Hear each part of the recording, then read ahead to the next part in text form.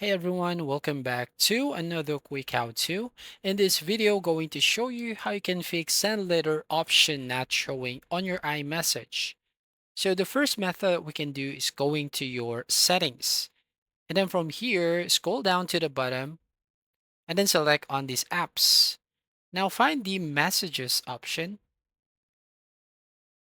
And then from here, you just need to toggle on this iMessage.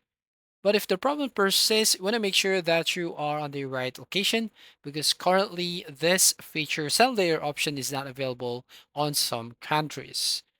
So make sure that you are on the right location or country where you can actually use the send layer option in your iMessage. Now, another way to fix the issue is by going to general. So right from here and then scroll down and find the transfer or reset iPhone, tap on reset and then tap on reset all settings.